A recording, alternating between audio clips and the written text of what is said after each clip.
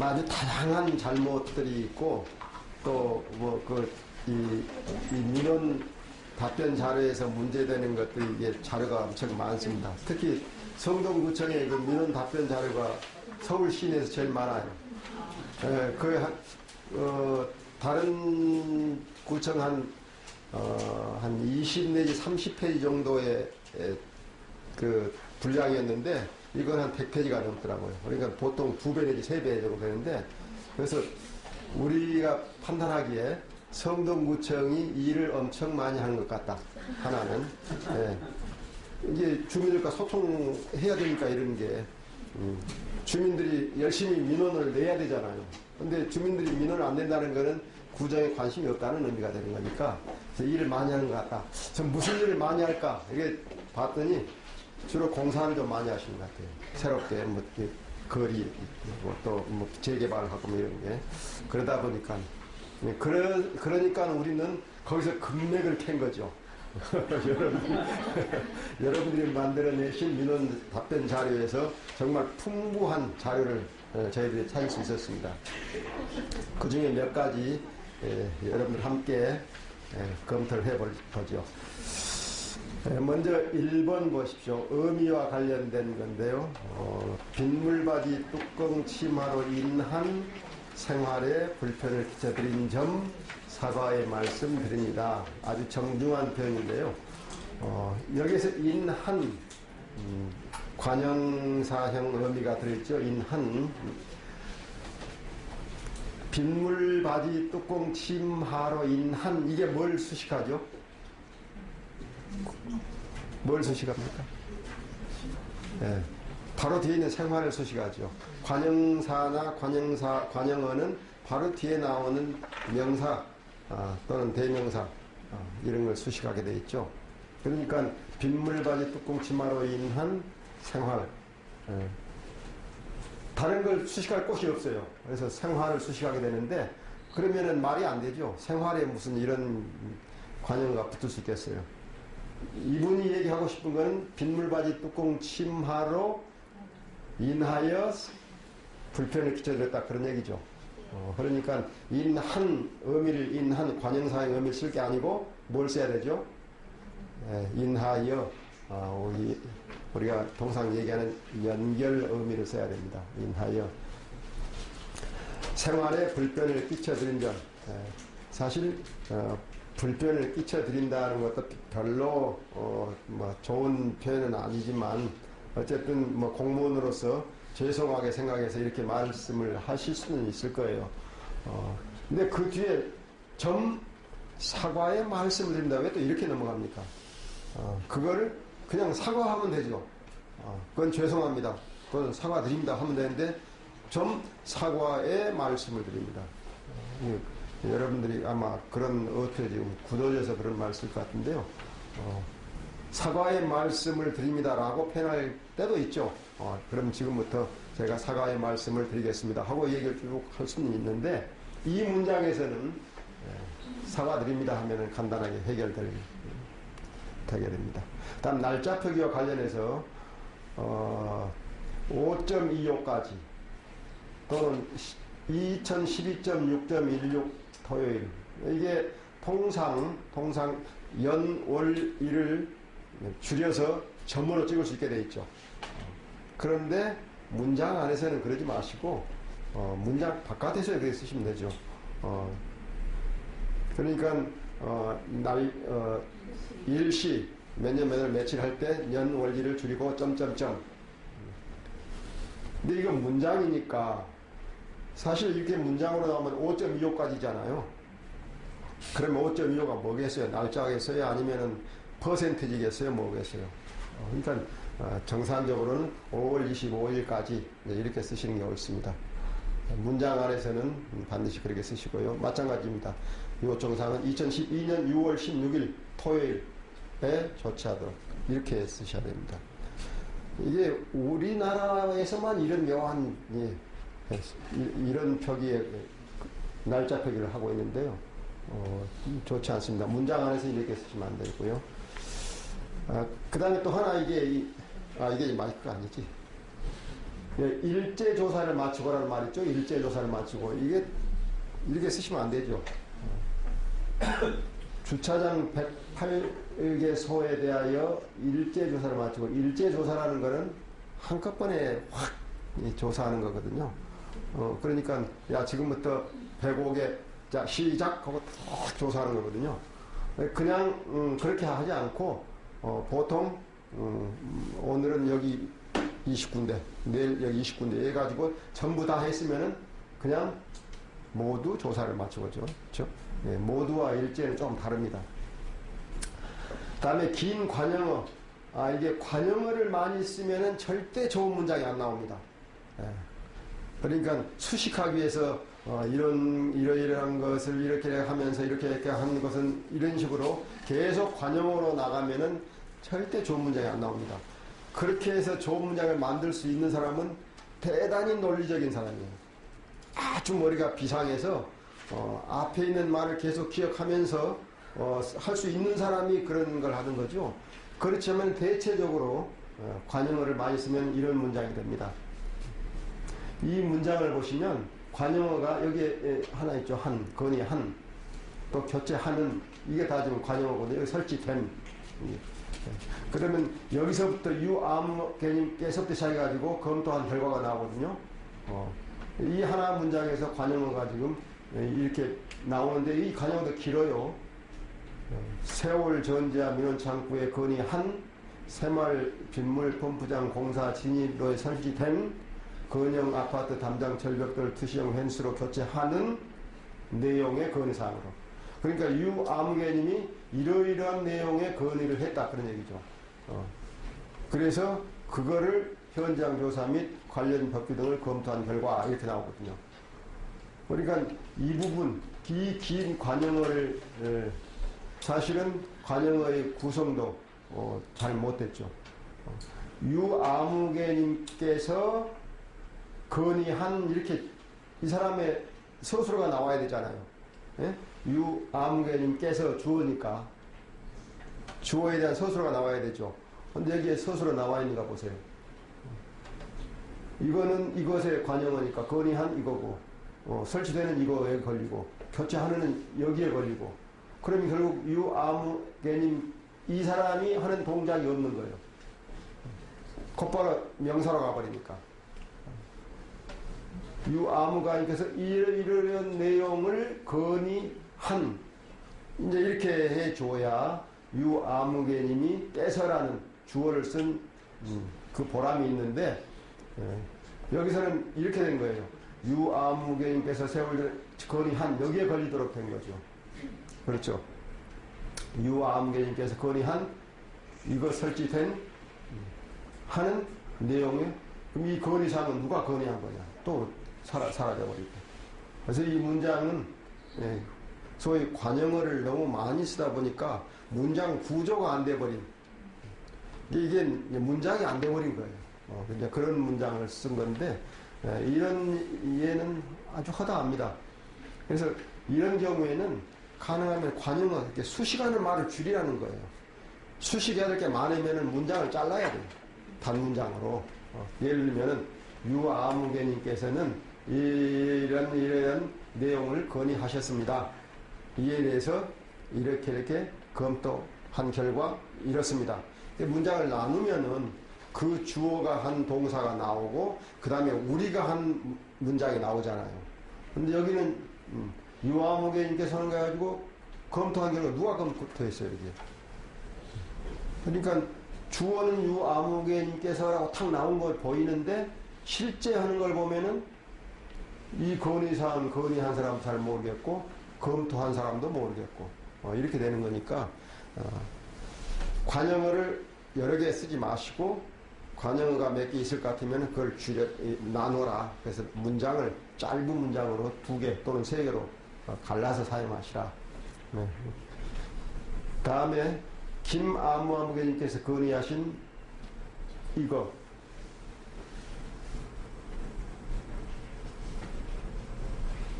미관을 저해하고 있어 수거 요청한 사항 여기 나오죠. 요청한 사항은 그러니까 이 부분은 김아무아무개님께서 건의하신, 곧바로 이게 서술어가 나왔죠. 건의하신, 이게 관용어로서 또 다음 걸 수식하죠. 건의하신, 뭘 건의했죠?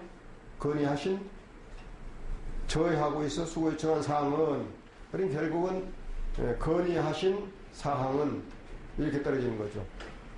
그래서 이 사이에 있는 관용어들이 이 사람의 행위하고 직접 연관이 잘 안 되니까 차라리 김아무아무님께서는 그 모여가는 방치되어 미관을 저해하고 있다는 민원을 제기하셨습니다. 이거는 이거의 공사 현장 재설명 모래로 우리가 공사 측에 시공사 측에 수고토록 하였습니다. 이렇게 나누면 된다 이거죠. 그러면은 그 사람의 민원 내용 끝나고 그 다음 우리가 조치한 내용 제시하고 두 개의 문장으로 되면 아주 명쾌해지죠. 근데 그걸 굳이 하나 문장으로 늘려다 보니까 문장이 길어지고 관용어가 한없이 길어지고 여기서부터 여기까지 관용이. 그래서 하여튼 언제든지 관용어가 길어지는 거를 막으십시오. 글을 쓰다 보면은 한 어쩌고 한 또 이렇게 하는데 그런 관용어 이거를 관용어 벌써 두 번 나왔네. 관용어라는 게 뭔지 아시죠? 이런 것처럼 된, 하는 이게 관형사형 의미입니다. 이 의미가 나올 때 또 나오면 안 되겠다. 문장 바꾸자 하고 문장을 쪼개세요. 그러면 문장이 여러분들도 쉽게 이해할 수 있는 문장이 될 겁니다. 다음에 군더더기. 쓸데없는 걸 자꾸 넣는 거죠. 아울러 청소 기동반이 수시로 정기적인 순찰과 점검을 실시하여 보도상의 통행길이 쾌적하고 청결하게 이룰 수 있도록 최선을 다하겠습니다. 최선을 다하겠다 했는데 보도상의 통행길 이게 보도가 있는데 통행길은 또 따로 있다 이런 얘기죠. 그렇죠? 그럼 보도는 뭐냐? 보도가 통행길이죠. 그죠? 그러니까 보도상의 통행길이라는 거는 그냥 통행이라 해도 문제가 없고 아니면 그냥 보도라 해도 문제가 없는데 굳이 보도상의 통행길을 할 필요가 없는 거죠. 그 다음에 수시로 정기적인 순찰한다는 게 말이 됩니까? 그냥 정기적인 순찰이죠. 정기적이라는 건 날짜가 정해졌다는 거 아닙니까? 그 날짜에 맞춰서 하는 건데 그걸 또 어떻게 수시로 합니까? 수시로 하는 거는 기간이 없이 때때로 하는 것이 수시로고요. 그래서 이런 쓸데없는 거 괜히 붙여가지고 헷갈리게 하거나 아니면은 쓸데없이 문장이 길어지거나 이건 막을 필요가 있죠. 이건 조금만 신경 쓰면 막을 수 있는 것들입니다. 다음에 논리는 좀 어렵죠.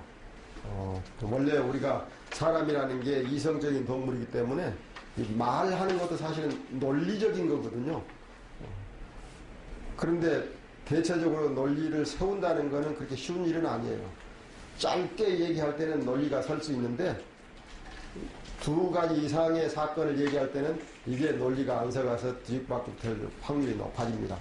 그래서 이럴 때는 가능하면 그래서 문장을 짧게 쓰라는 거예요.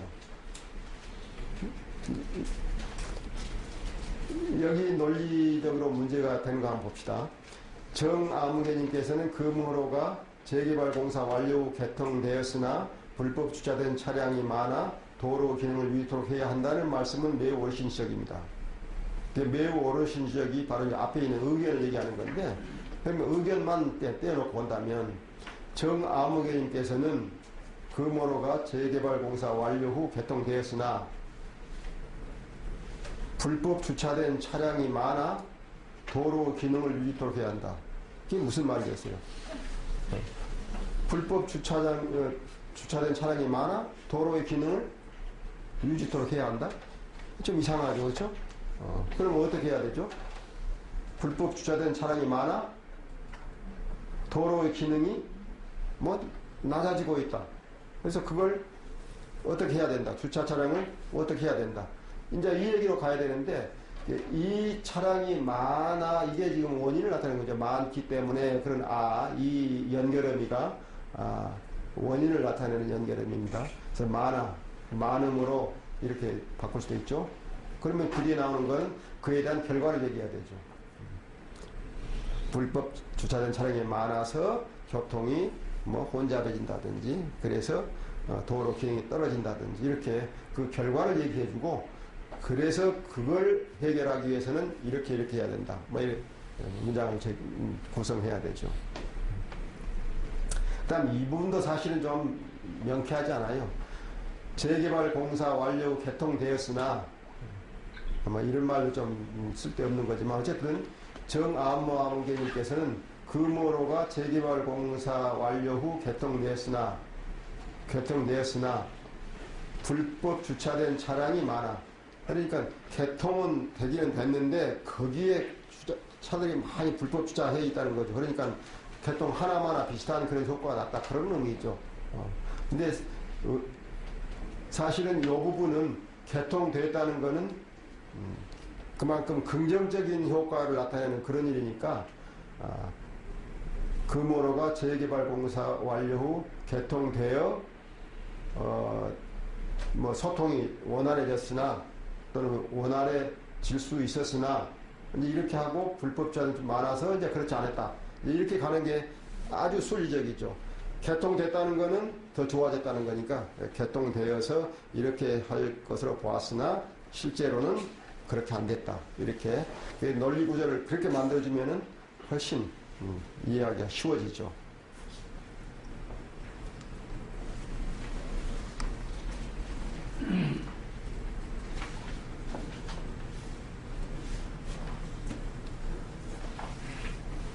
혹시 제가 설명드릴 때 이 용어들, 지금 나오는 뭐 호응이라든지 또는 관형어, 자꾸 관형어란 말 제가 많이 쓰는데, 관형어, 이런 소위 문법적인 용어들인데요. 그 용어에 대해서 혹시 이해가 안 되거나 좀 자기가 느끼는 거하고 좀 다르거나 하면은 그 부분을 꼭 질문을 하셔야 돼요. 그래서 그걸 이해하셔야 요 강의가 제대로 의미가 있죠. 관용어라는 게 도대체 뭐야 하고, 호응이 무슨 얘기 하는 거야, 이게 이해가 안 되면은 안 됩니다. 그러니까 그 부분에 대해서 여러분 명쾌하게 이해를 해 주시기 바랍니다. 호응과 일치, 호응, 우리 문장에서 여러 가지 성분이 있죠. 주어, 서술어, 목적어, 보어, 이런 게 여러분들 중고등학교 때 배웠던 거 아닙니까? 그런 것들이 다른 성분, 그것과 서로 어우러져야 된다는 얘기죠. 주어가 무엇이 되면 서술어는 어떻게 나와야 되고, 목적어가 뭐면은 서술어가 뭐 어떻게 돼야 되고, 이게 서로 연결이 되게 돼 있는데, 그걸 잘 어우러지게 문장을 작성해야 제대로 된 문장이라는 얘기입니다. 그리고 일치는 그런 요소들의 형태가 이게 명사 및 하면 명사, 뭐뭐와 뭐뭐 명사, 뭐뭐 하고 뭐뭐 하고 그러면 이건 또 동사 또는 동사 형용사, 이렇게 형태가 일치하도록 하는 게 문장이 제대로 된 문장이다. 그래서 그렇게 쓰도록 하는 게 호응과 일치를 얘기하는 건데요. 예를 든다면 이런 겁니다. 한 뭐뭐님께서 이렇게 운영되고 있으며 도로폭이 좁아 야간 시간대 출근 시간 통이 어렵다는 지적은 많은 공감이 가는 어르신 말씀이다. 네. 깨서라는 말이 나오면 뒤에 뭐가 나와야 되죠? 깨서가 주어죠. 그럼 이 주어에 상응하는 뭐가 나와야 되죠? 서술어가 나와야 되죠. 그런데 여기에는 한 뭐뭐님께서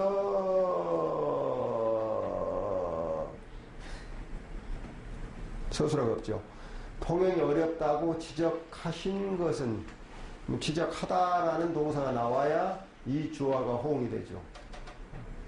그러니까 여기서 깨서라고 딱 했으면 반드시 그 깨서에 호응하는 서술어를 만들어주고 가라 이거예요. 주어는 써놓고 서술어는 나 몰라라.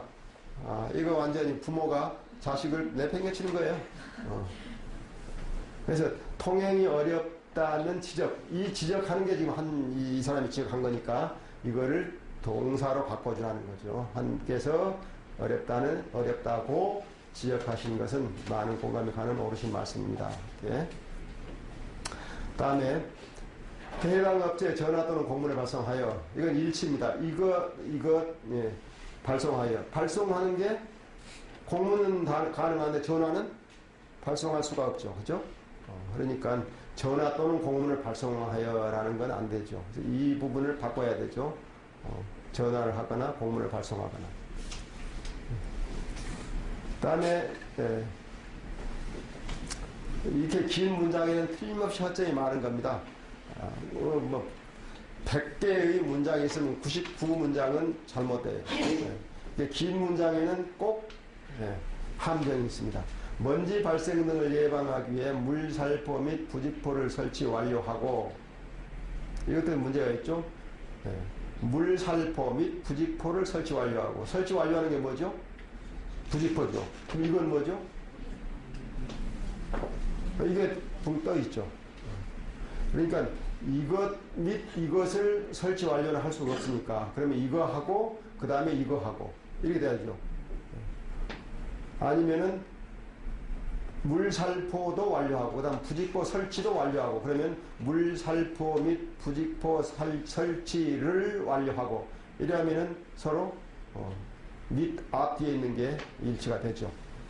다음 소음 발생 등으로 인한 주민 불편을 해소하기 위하여 주말이나 아침 저녁 시간대는 장기 사용 금지하여 소음 발생, 이건 아까 얘기 드렸던 거죠. 장기 사용을 금지하는 것과 소음 발생이 최소화되는 것과 의미가 일치하지 않는 거죠. 다음에 이것도 아까 얘기했던 거 생략하겠습니다. 다음에 이게 성면이 미세한 가루로 비산되어, 이게 여러분들 말씀드립니다만 이런 말 좀 안 쓰시면 좋겠어요. 비산된다는 게 무슨 말입니까? 날아간다는 게, 나라가 흩어진다는 거죠. 먼지가 알갱이가 미세하니까 이게 날아서 흩어진다는 거죠. 우리말로 그냥 날아. 비산되어 호흡기를 통해 폐에 흡될 경우 폐암 유발의 요인이 되며, 이는 현재 나타나고 있는 실정이며, 근데 자, 가루로 비산되어 흡입될 경우, 이게 비산되어 호흡기를 통해 폐에 흡입될 경우 폐암 유발의 요인이 되며 했는데, 폐암 유발의 요인이 되는 것이 미세한 가루로 비산되는 것은 아니죠. 사실은 미세한 가루, 이게 폐암 유발의 요인이라고도 좀 적절하지 않은데, 어떤 폐암 유발의 원인이 된다. 이게 호흡기를 통해 폐에 흡입될 경우, 그게 폐암을 유발할 수가 있다는 거죠. 이게 요인이 되는 거는 성면이죠, 성면. 그렇죠? 호흡기에 흡입되는 게 요인이 되는 게 아니고, 요인은 뭐죠? 요인은 요 성면이 폐암 유발의 원인 물질이죠. 그죠? 그러니까 미세한 가루로 비산되어 호흡기를 통해 폐에 흡입될 경우 폐암이 유발될 수 있으며, 이렇게 바꿔줘야 되는 거죠. 그런 폐암 자체, 이 성면 자체가 유발 원인 물질이란 말이죠. 그게 우리 폐에 들어오면은 폐암이 유발될 수가 있다. 그런 표현이죠, 이게. 그러니까 통에 흡입될 경우가 이런 요인이 될 수는 없는 거죠. 그죠? 흡입되면은 폐암이 유발할 가능성이 생겨버리는 거죠. 그래서 이런 표현, 호응을 잘 해내야 되는 표현들입니다. 다음에 귀하께서 문의하신 마장역 3번 출구에 CCTV가 있어 녹화본에 대한 확인 가능 여부는 마장 역사에 확인한 결과 해당 부서되어 있는 CCTV는 없다고 합니다. 이제 문장이 묘한 문장이죠, 그죠? 귀하께서 문의하신 마장역 3번 출구에 CCTV가 있어 녹화본에 대한 확인 가능 여부는 마장 역사에 확인한 결과 해당 구역에 설치되어 있는 CCTV는 없다고 합니다. 읽으면 읽을수록 더 미궁에 빠지죠, 그죠? 아마 그래도 이걸 쓸 때는 이제 머리에 계속 흘러갈 거 아니에요. 이 말 하면서 머릿속에 지금 내가 어디까지 얘기했다. 또 이 말 하면서 어디까지 얘기했다. 그런 생각을 하고 했을 거예요. 근데 결국은 앞에 한 말을 잊어버리니까. 이게 길게 말하면 항상 그렇다니까요.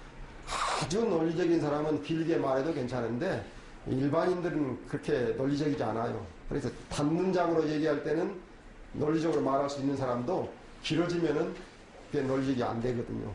그래서 본인이 나는 정말 논리적인 사람이야. 한 10분 얘기해도 처음부터 끝까지 하나도 비논리적인 말을 안 할 수 있는 사람이야 라고 한다면은 길게 얘기하세요. 그래서 그런 건 사실은 서구에서 특히 독일에서 독일 철학자들이 그랬어요. 누가 더 길게 말을 하십니까? 그래서 독일 철학 서적 보면은 한 문장이 뭐 2페이지, 3페이지 넘어가면서 자랑해요. 그렇게. 나는 이렇게 길게 쓸 수 있다. 그래도 그 사이에 논리적으로 허점이 없다 이거죠. 그걸 자랑으로 여긴 때가 있었어요. 지금은 그렇지 않고요. 왜냐하면 자기들도 피곤하면 그렇게 하다 보니까. 근데 지금은 안 해요. 그래서 길게 쓰는 걸 경쟁하는 시대는 이제 지났는데, 우리도 사실은 그런 노력을 했어요. 옛날에 한문 학자들이 한문 쓸 때. 그래서 모르는 사람 골탕 먹이고, 여기에 여러분들 보시는 것처럼 우리는 일반이니까 그렇게 논리적이지 않아요. 저도 그렇고 여러분들도 그렇고. 그러니까 길게 쓰려고 노력하지 마시고 짧게 쓰려고 노력하세요. 그러면 이런 어려움이 없어지죠. 이 부분은 먼저 귀하가 한 일이 뭔가 그걸 얘기를 해주고 그 다음에 내가 한 일이 뭔가 그걸 나눠주면 좀 더 명쾌해지죠. 귀하께서는 마정이 3주 이 녹화분에 문의하신 게 뭔지 모르겠네요. 어쨌든 그걸 문의하신 거에 대해서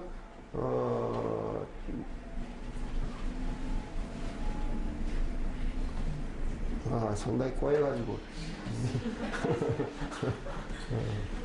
하여튼 일단 CCTV 녹화분을 확인을 해달라고 아마 한 것 같아요. 이 사람이. 귀하께서는 마정 3월 출구 CCTV 녹화분을 확인해달라고 하셨는데 저희가 마정 역사에 확인한 결과 거기는 CCTV가 없다고 합니다. 뭐 이렇게 당신이 한 것과 나 한 것을 좀 나눠주면은 좀 더 문장이 명쾌해지게 아마 웬만하면 그렇게 쓸 수 있을 거예요. 근데 이분도 지금이라도 그렇게 나눠서 써보십시오 하면은 논리적인 문장을 만들어낼 거예요. 다음에 쓰레기 무단투기는 무단투기라는 것도 참 우리가 행정용어 순화를 지난 1992년까지 했는데요. 그래서 여러분들한테 다 보내드렸어요. 근데 다 여러분들 책상 속에 집어넣고 안 쓰시죠. 이 무단투기도 좀 그만 쓰십사 하는 건데요. 이 투기라는 게 뭐죠? 버리는 거죠. 그럼 무단투기도 있고 유단투기 있겠어요? 쓰레기 버리지 마. 아무렇게나 쓰레기 버리지 말라는 거죠. 그러면 쓰레기 투기예요. 쓰레기 투기. 여기다 쓰레기 투기하지 마세요. 근데 꼭 무단투기라고 쓰거든요. 무단이 한자가 엄청 어려운 한자입니다. 이게 일본 한자예요. 무단. 이거는 먼저 통보하지 않고 하는 행위가 무단행위예요. 그냥 무단결석하지 말라는 게 그거죠. 근데 그 한자어로는 상당히 어려운 한자예요. 근데 아무나 이게 무단이란 말 쓰는데 이게 쓰지 마세요. 그냥 쓰레기 투기는 하든지 쓰레기는 이렇게 버리지 마십시오 하든지. 무단 투기는 사전적 예방인 홍보와 더불어 사후적 수단인 과태료 부과도 무단 투기를 막는 중요한 방법입니다. 무슨 말입니까? 쓰레기 무단 투기는 예전적인 홍보와 더불어 사후적 수단인 과태료 부과도 무단 투기를 막는 중요한 방법입니다. 그러면 무단 투기를 막는 중요한 방법이 뭐죠?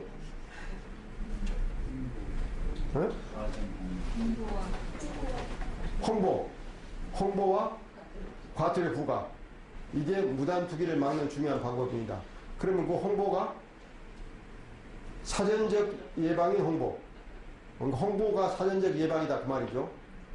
그러면 쓰레기 무단 투기는 홍보와 과태료 부과도 무단 투기를 막는 중요한 방법이다. 이렇게 되는 거죠. 만들어 놓고도 지금 제가 이렇게 얘기해 드리면은 저게 참 내가 잘못했네 하고 생각이 날 거예요. 이런 문장은 쉽게 바꿀 수가 있겠죠. 이게 쓰레기 무단 투기는 이렇게 해가지고는 뒤에 나오는 중요한 방법입니다로 빠질 수 있는 방법이 없죠.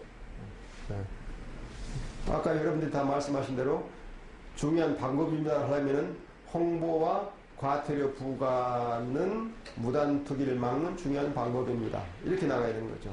그럼 홍보는 뭐냐? 사전 쓰레기 투기 방지를 위한 홍보와 과태료 부과는 무단 투기를 막는 중요한 방법입니다. 이렇게 가든지. 예.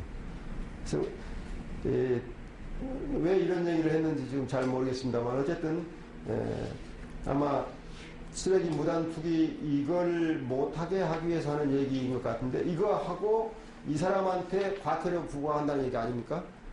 그래서 쓰레기를 아무나 버리는 사람에게는 과태료를 부과하는 것이 무단 투기를 막는 방법이고 또 쓰레기를 버리면 안 됩니다라고 홍보하는 것도 하나 방법이고 그런 얘기를 하고 싶은 거니까 쓰레기를 함부로 버리지 말자고 홍보하는 것과 쓰레기를 버릴 때 버린 사람에게 과태료를 부과하는 것 이 두 가지가 무단 투기를 막는 중요한 방법입니다. 이렇게 가겠죠. 그 다음에 윤종현님께서 이게 서울 증축 관련 교육 첨탑 건축법상 적용 등에 대하여 문의하신 사항에 대하여가 두 번 나왔죠. 대하여는 별로 자주 쓸만한 표현은 아니거든요. 대체적으로 대하여는 그 문제를 하나의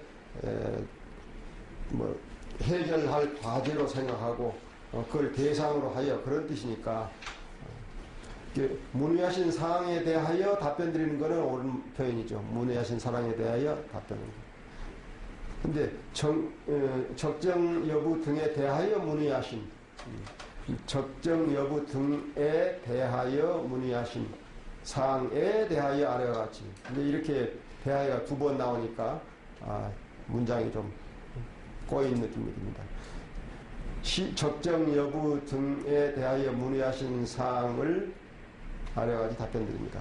하나의 대하여를 대체적으로 대하여는 그것이 목적이 될 수가 있어요. 그래서 목적격으로 바꾸면 상당히 이해가 빨라집니다. 자, 이제부터는 여러분들이 실제 작성한 보도 자료를 보면서 한번 문제를 삼아보고 이걸 어떻게 하면 더 나아질 수 있는지 검토해 보겠습니다. 혹시 이 보도 자료 만드신 분 여기 계신가요? 이거 엊그제 나온 12월 3일 어제 그제 그러니까 아마 어제부터 신문에는 보도됐겠죠. 어디냐? 도시계획과. 도시계획과. 혹시 계신 분, 도시계획과. 제가 알아야 되니까요.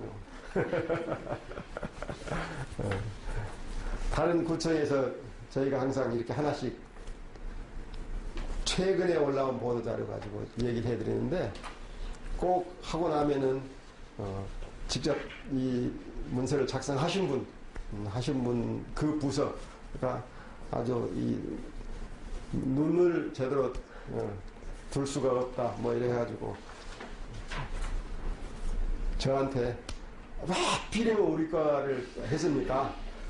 우리 구청장이 보내는 겁니까? 아니면 우리 구에서 우리 걸 선택하라 했습니까? 이렇게 묻는다고.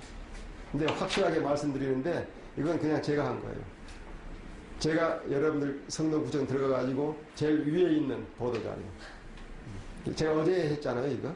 그러니까 3일째 제가 한 거니까, 다른 저희가 없다는 거 첫째 하나.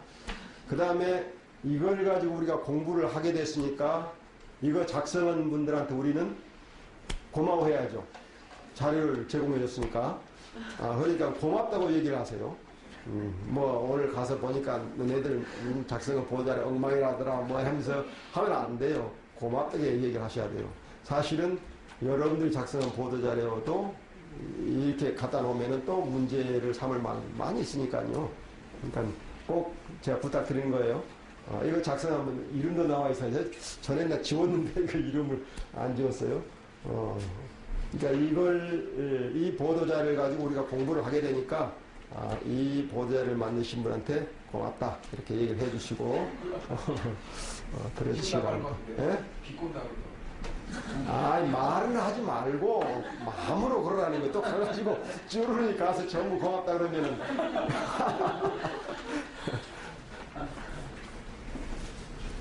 아주 그림이 그럴듯해요. 그래서 짧기도 하고 좋았어요. 그래서 이걸 가지고 공부를 해보겠습니다.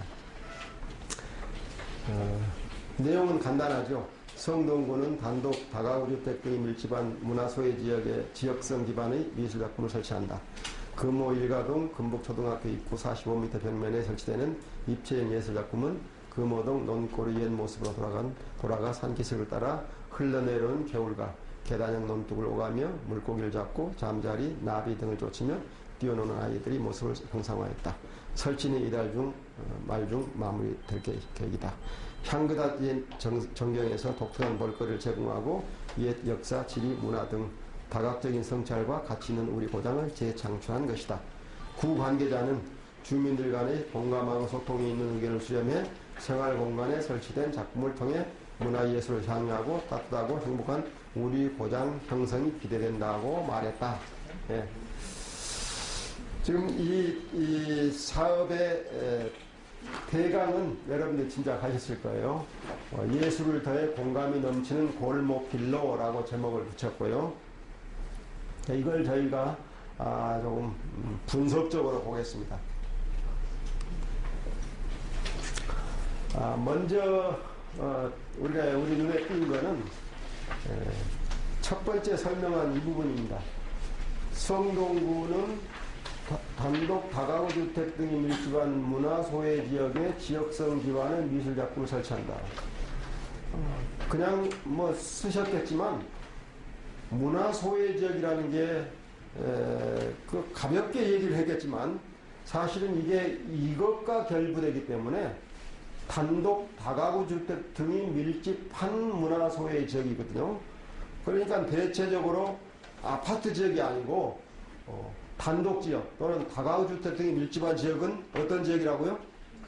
네, 소외 지역이다 이거예요. 물론 소외 지역일 수는 있어요. 그렇죠?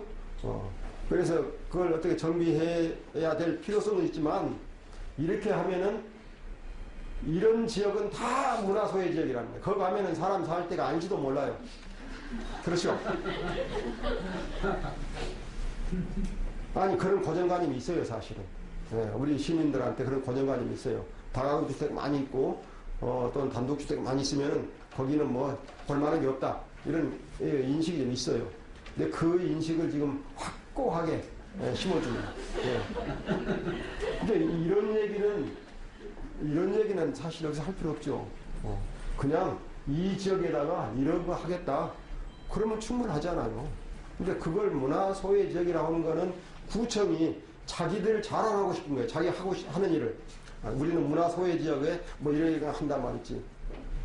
왜 이제까지 그 문화소외 지역을 그대로 놔뒀다가 이제서 그걸 하는 거예요? 그거는 우리가 쉽게 얘기할 수 있지만 그걸 당하는 사람은 항상 기분이 나빠요, 사실. 예? 기분이 나빠요. 그러니까 이런 말을 쉽게 하지 마세요. 웬만하면 이런 경우는 있죠. 성동구는 이번에 문화소외 지역에 여러 가지 시설을 많이 하기로 했습니다. 하고 이제 어느 지역 이래 할 때는 근데 그건 이제 하나의 성동구의 큰 사업 계획이니까 그렇게 할 수 있는데 이렇게 조그마한 지역 바로 거기다가 대놓고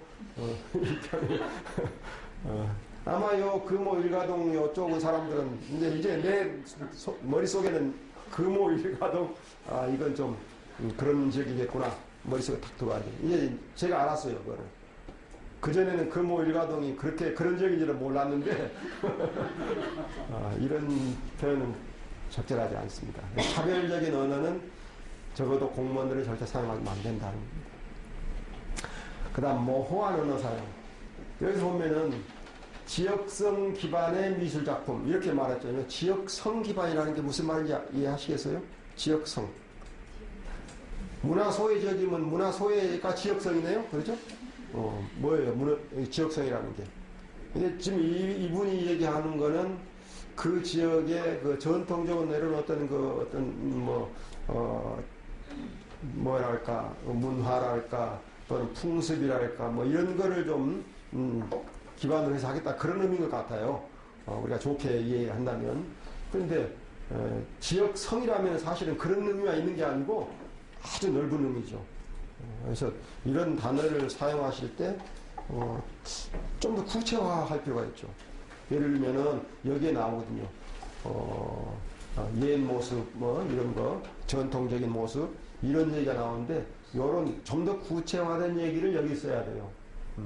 이런 지역에 과거에 그 지역의 옛 모습을 되살리는 뭘 할 생각이다. 이렇게 나가면은 차별적이지 않고 또 불필요하게 우리가 오해할 필요도 없는데 지역성 기반하면 지역성이 안 그래도 지금 소외 지역인데 말이지 지역성이 뭐 오해할 수가 있다. 그러니까 공무원들은 사실은 일반인들이 오해할 수 있는 것 불필요하게 이 고정관념을 심어줄 수 있는 어휘 사용은 절대 피해야 됩니다. 그 사람들도 똑같은 성동 주민이고 아파트에서 뭐 몇 평짜리 아파트 사는 사람도 똑같은 성동 주민이잖아요. 그러니까 그 차별하는 그런 언어를 사용하는 것은 절대 안 됩니다. 그 다음에 이 부분요, 이 부분. 근데 이게 지금 이 사업의 아주 핵심이에요. 이 사업의 핵심. 이 사업의 핵심인데 이 부분을 보면 금호 일가동 금북초등학교 입구 45m 벽면에 설치되는 입체형 예술작품은 금호동 넌꼬르 옛 모습으로 돌아가 산기슭을 따라 흘러내려오는 개울과 계단형 논둑을 오가며 물고기를 잡고 잠자리 나비를 쫓으며 뛰어노는 아이들의 모습을 형상하겠다. 여기까지. 문장이 엄청 길죠. 아까 말씀드린 대로 이렇게 긴 문장에는 반드시 잘못이 있다. 그건 진리입니다. 보니까 말이 안 되고 있죠. 계속 지금 이게 지금 무슨 얘기가 어디서 끝날지. 여기서 주어가 뭡니까? 금호 일가동 금북초등학교 입구 벽면에 설치된 입체형 예술작품은 여기가 주어죠. 예술작품은 그다음 이 예술작품문의 주어에 상응하는 서술어가 뭔가 보죠. 작품은 금호동 논꼬리 옛 모습으로 돌아가 산기슭을 따라 흘러내려오는 개울 계단형 논둑을 오가며 물고기를 잡고 삼재를 뛰어노는 아이들의 모습을 형상화했다. 그러니까 예술작품은 형상화했다. 그렇죠? 제일 끝에 얘기 나와요. 예술작품은 이것을 형상화했다. 그러면 형상화한 목적어는 아이들의 모습을 형상화했다예요. 뛰어노는 아이들의 모습. 또 어떤 뛰어노는 아이들이냐면 산기슭을 따라 흘러내려오는 개울과 계단형 논둑 오가며 물고기를 잡고 쫓으며 이런 일을 하는 아이들의 모습을 형상화했다. 그렇죠? 그러면 이런 아이들은 어떤 아이들이냐면은 금호동 논꼬르 옛 모습으로 돌아가. 아이들이 금호동 옛 모습으로 돌아갈 수 있나요? 그게 안 되죠. 그렇죠? 이 부분은 요 뒤에 오는 것과 서로 일치가 안 돼요. 그러니까 예술 작품이 옛 모습을 형상화하는데 그 형상화하는 내용은 이런 거다는 거죠. 근데 이걸 한 문장에다가 집어 넣으다 보니까 문장이 길고 논리적으로 맞지 않은 그런 문장이 되었습니다. 이런 걸 우리가 비문이라고 합니다. 잘못된 문장, 구성을 잘못한 문장. 다음에 설치는 이달 말 중 마무리될, 이거 띄어쓰기 잘못됐죠? 마무리될 계획이다. 여기 입체형이라는 말을 썼던데요. 벽면에다가 색임을, 도들색임으로 하든지, 뭐 그런 조각으로 하나요? 그림을 그리나요? 벽화죠. 벽화면 입체형이라는 건 있을 수가 없죠. 입체형이라면은, 그야말로 조각하는 것처럼 이렇게 들어왔다 나갔다 하는 그런 부분이 있어야 입체형이 되는 거니까. 입체 느낌이 나게 할 수는 있겠지만, 그림자도 그리고 뭐 하면은 입체의 느낌은 나게 할 수 있겠지만, 입체형은 아니죠.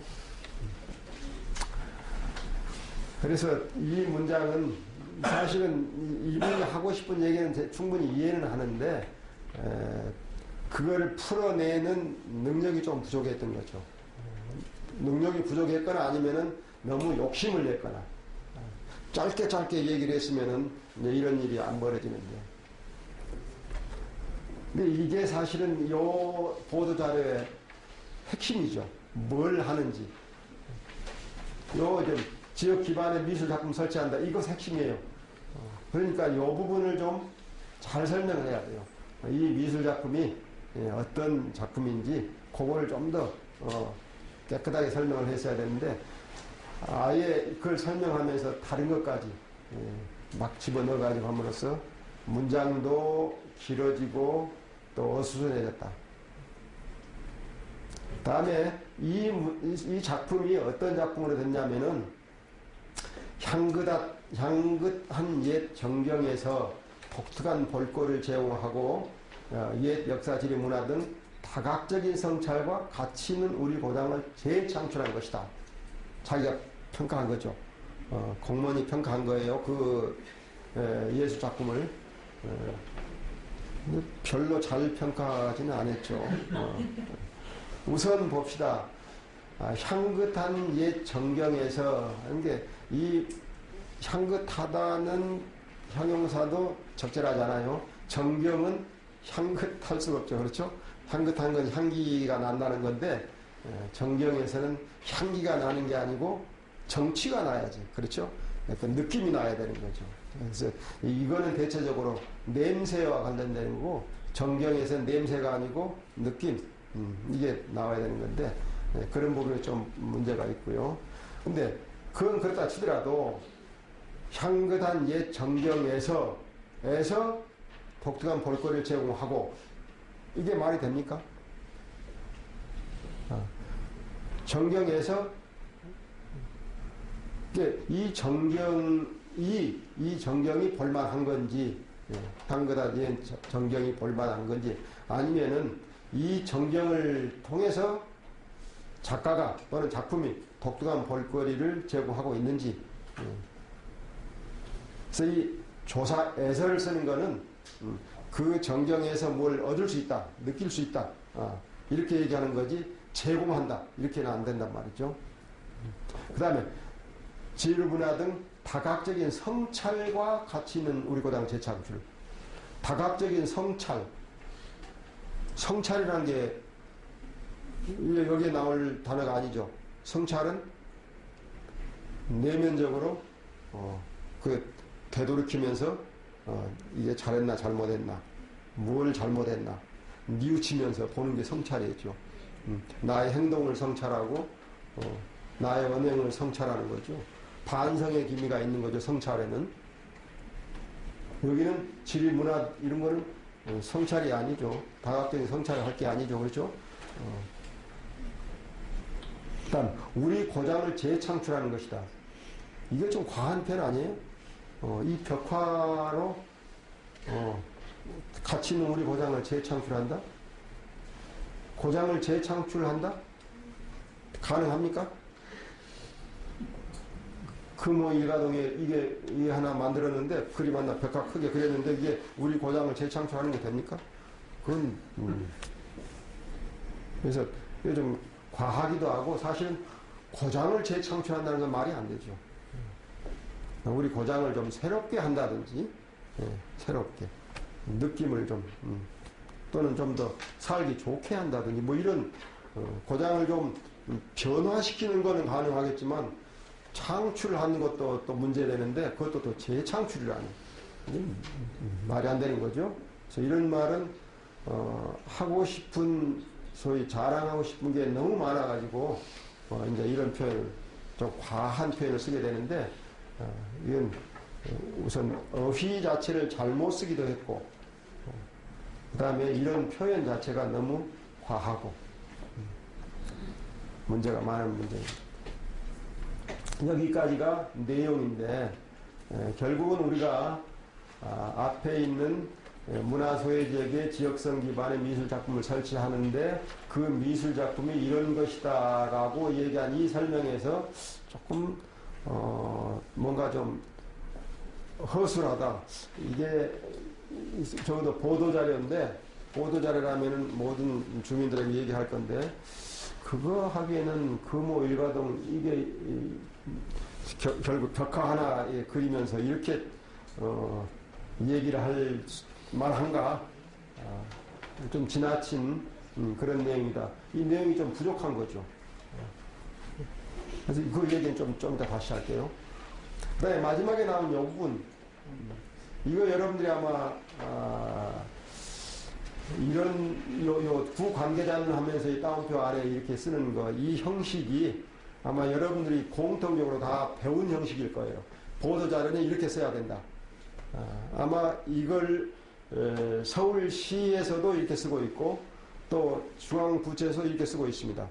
대체적으로 신문 기자들이, 구청 출입기자 또는 뭐 중앙정부 출입기자, 기자들이 공무원들한테 요청하는 겁니다. 이게 우리한테 보도자료 보낼 때 이렇게 써달라, 꼭 요걸 이렇게 붙여달라. 이게 붙여주면은 신문 기자들이 요걸 그대로 쓰잖아요. 마지막에 구청 관계자는 뭐 이렇게 말했다 이렇게. 그런데 요 부분은 한번 생각해 보십시오. 요 부분은 구청 관계자가 이미 여기서 다 한 말이에요. 그렇죠. 이게 구청 관계자가 이렇게 따로 할 필요가 없는 말이에요. 이게 신문 기자한테만 필요한 말이에요. 보도 자료를 받는 신문 기자한테만 필요한 말이고, 사실은 이 부분은 이 내용을 좀 더 강화하고 요건 빼버리면은 훨씬 보도 자료가 충실하게 만들어질 수 있을 거예요. 근데 왜 이걸 넣느냐? 신문 기자들한테 서비스하려고. 신문 기자들이 신문 낼 때 보고 들을 거 뭐 이거 신경 생각할 거 없어요. 이대로 딱 갖다 붙여버리면 되는 거거든요. 그러면 신문 기사마다 전부 요 얘기가 딱 나오니까 우리 구청장님은 이 신문에 또 우리 얘기가 나왔구나 즐거워하시겠죠. 그거에 다른 거 없어요. 그러면 이건 누가 해야 되느냐? 이거 누가 해야 됩니까? 기자들이 해야 돼요. 기자들이 요걸 보고 취재를 하는 거예요. 담당자한테. 아니면 구청장한테 전화해가지고 이런 사업을 하시는데 어떤 의미가 있다고 보십니까? 그렇습니다. 알겠습니다. 하고 자기가 써야 되는 거예요. 요거를. 근데 취재 대상자가 써버리는 거예요, 이건. 예? 취재할 사람이 써야 될 걸 취재 대상자가 쓴단 말이죠. 이게 완전히 짜고 치고 뭐예요? 예, 짜고 치는 고스톱이에요. 국민들한테 속이는 거죠, 쉽게 얘기하면. 신문이 국민을 속이는 거예요. 이걸 지금 누구 좋고 매우 좋으니까 이렇게 써주면은 신문쟁이들이 잘 달아주고, 신문쟁이들은 손 안 대고 코 푸는 거니까 서로 지금 공모한 거거든요. 근데 원래 보도자를 이렇게 쓰는 거는 그건 넌센스죠. 요 얘기는 이 앞에 다 있는 거예요, 원래. 이거 보면은 이렇게 쓸 수가 있어요. 기자들이 자기 말로. 좀 더 국민들이 이해하기 쉬운 말을 바꿔 쓸 수가 있다는 말이죠. 근데 요 얘기를 보면은 요 위에 있는 얘기 그대로 항상 그 용어 또 나오고 그 표현 또 나오고 이제 이런 문제가 있다는 것. 지금 당장 여러분들 이걸 빼면은 바로 위에서 왜 이거 뺐냐고 얘기할 거예요. 그러니까 여러분들 스스로는 뺄 수가 없으니까 쓰시기는 쓰시되 알고 쓰시라 이거죠. 이건 지금 우리가 신문 기자한테 이게 서비스하는 것, 서비스하게 되나? 이게 뇌물. 응?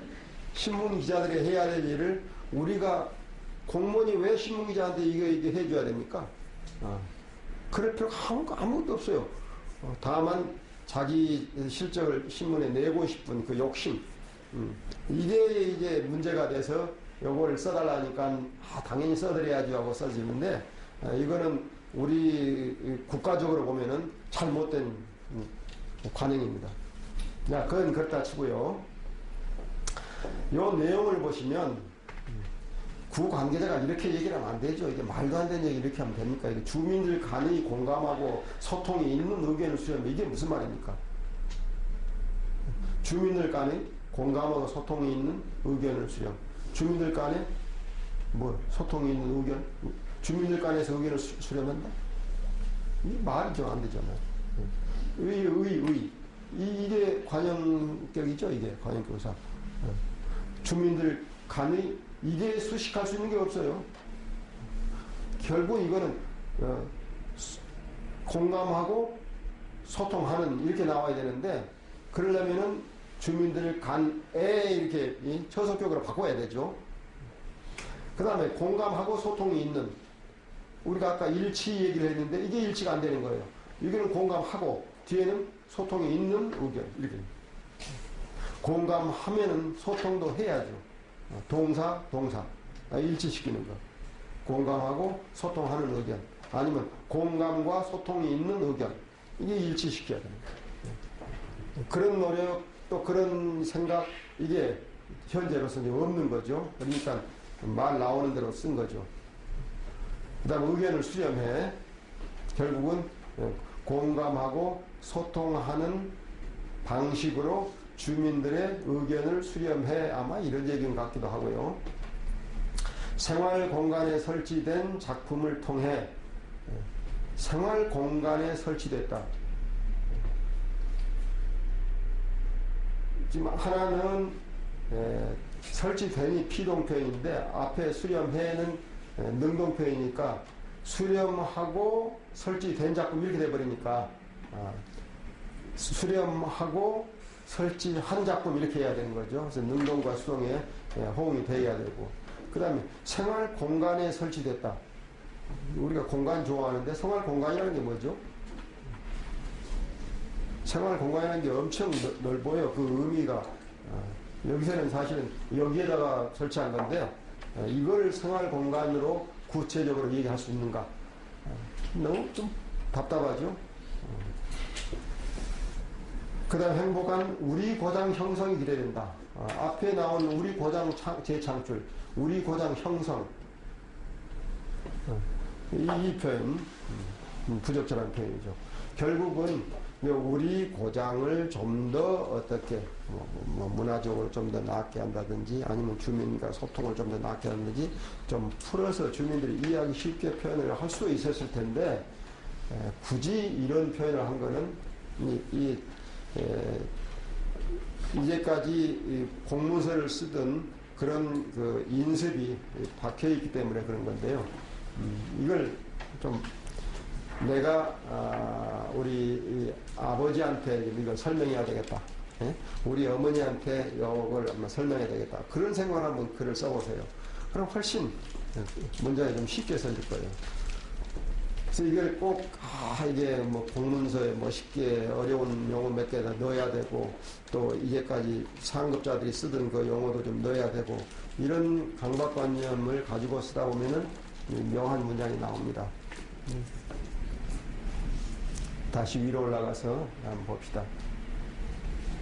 이제 이 보도자료의 전체를 한번 보는 거예요. 아까는 우리가 미세하게 이런 부분 이렇게 아주 자잘하게 분석을 했는데, 한번 전체를 한번 봅시다.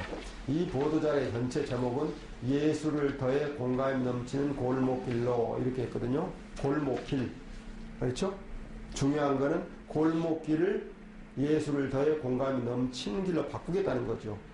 그런데 여기 보면 골목길은 한마디도 안 나와요. 이제까지 보셨죠? 여기에 골목길이라는 말 안 나왔죠. 이렇게 해서 우리가 어느 골목길을 문화적인 길로 바꾸고 있다, 바꾸려 한다, 또는 곧 바꿔질 것이다 라는 얘기를 전혀 안 하고 있어요. 제목에는 골목길이라는 말이 있는데 엄연히 왜 이 내용에는 골목길이 안 나오는가? 여기는 벽면만 나오고 있어요. 벽면. 왜 그랬는가?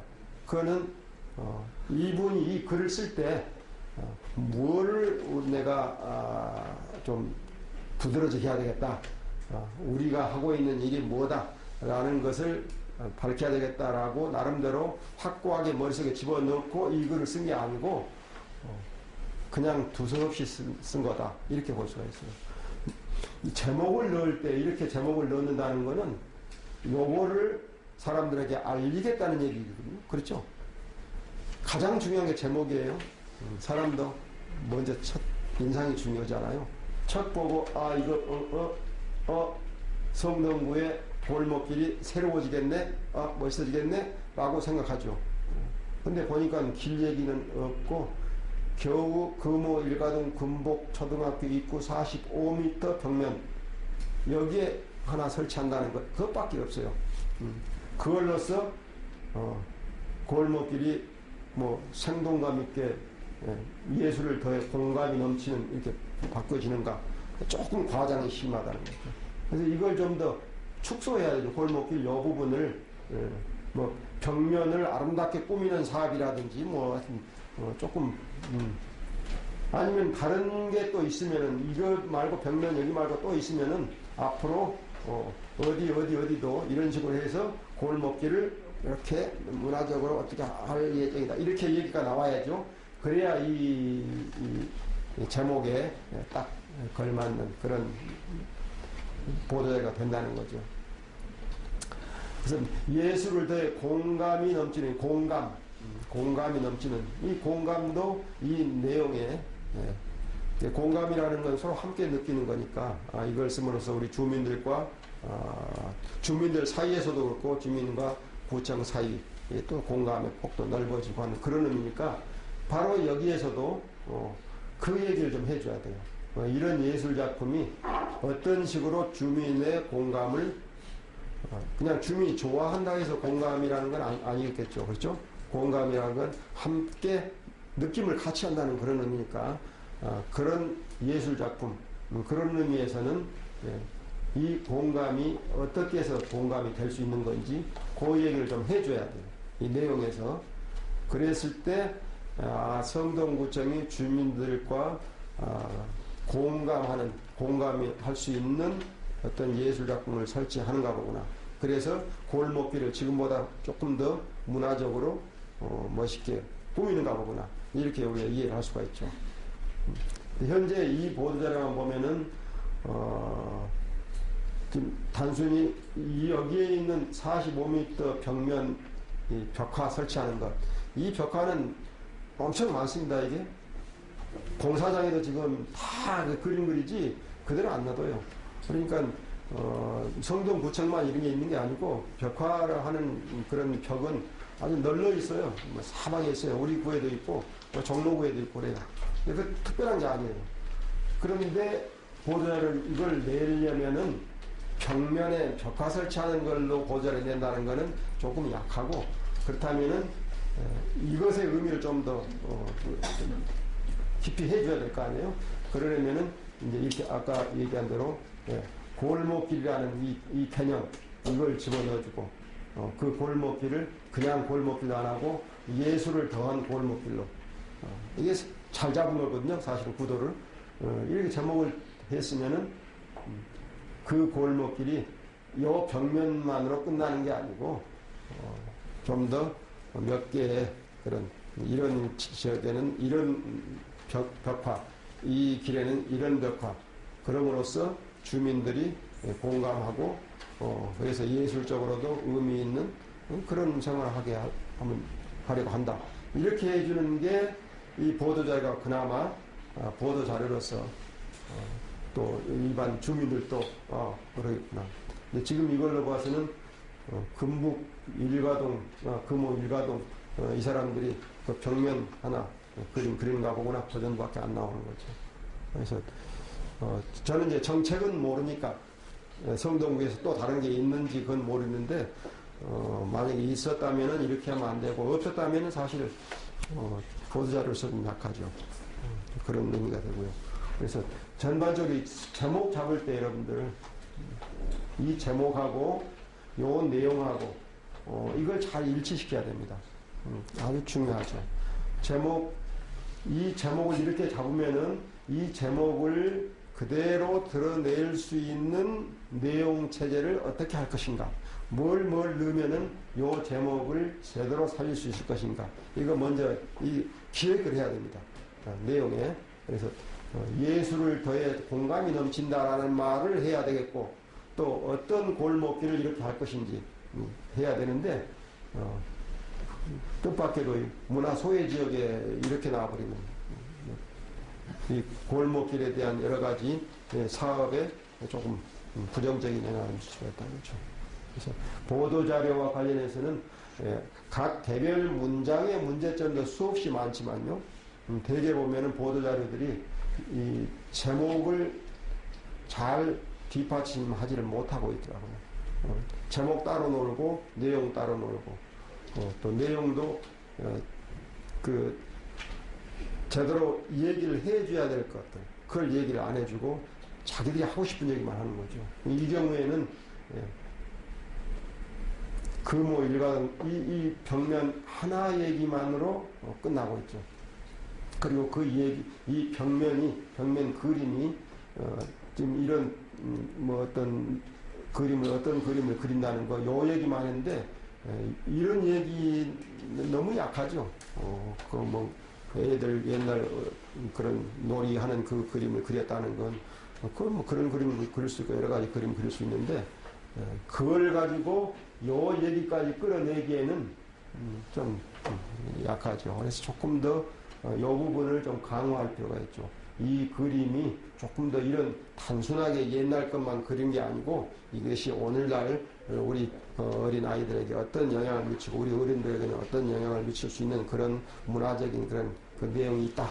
뭐 이래 해가지고 좀 그래서 제목을 잘 뒷받침해 줄 수 있는 내용으로 이렇게 이제 만들어 나가는 게 이게 사실 그게 좀 어려워요. 그렇게 기획해갖고 차에 잡는 게 어려워요. 그러기 위해서는 본인도 노력해야 되지만 옆에 있는 사람들이 좀 어떤 도와주기도 해야 되고 그래서 보도자료 하나 만드는 것도 쉬운 일이 아니다. 그래서 지금 대표적으로 이 보도자료 가지고 얘기를 했습니다만은 다른 보도자료도 이하 동문이니까 이 보도자료 쓰신 분이 문제된다라고 생각하지는 절대 마시기 바랍니다. 네, 오늘 강의는 여기까지 마치겠습니다.